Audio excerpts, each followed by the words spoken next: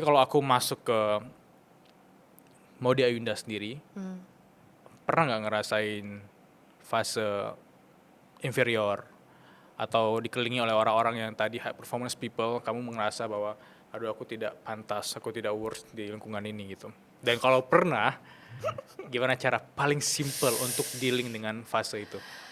Karena aku tuh cukup sering merasa seperti itu, merasa out of place. Atau mungkin merasa like an imposter ya, itu kan nama sebuah sindrom gitu.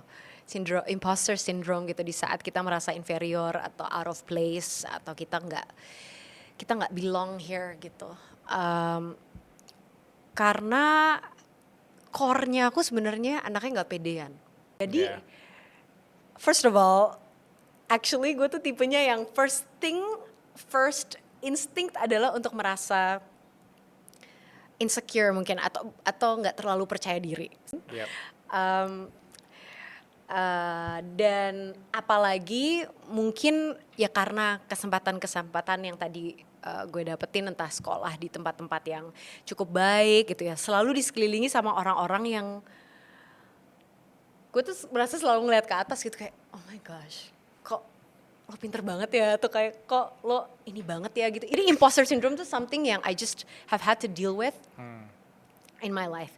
Karena di situ ada culture shock, terus tiba-tiba masuk ke university seperti Oxford yang untuk jurusan gue pada saat itu kelas-kelasnya tuh sangat kecil. Jadi situasinya tuh terasa sangat high stakes dan sangat ada perbandingan antara kita dan juga classmate kita yang cuma 1 atau 2 orang itu, dan kita harus berbicara.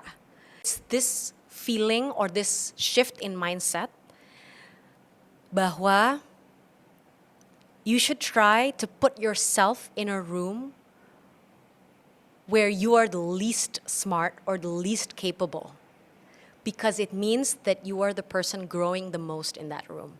Wow. Karena berarti kita yang absorbing, kita yang menyerap, kita yang belajar paling banyak, dan kita yang paling deltanya itu, delta pertumbuhannya itu paling besar gitu, logikanya.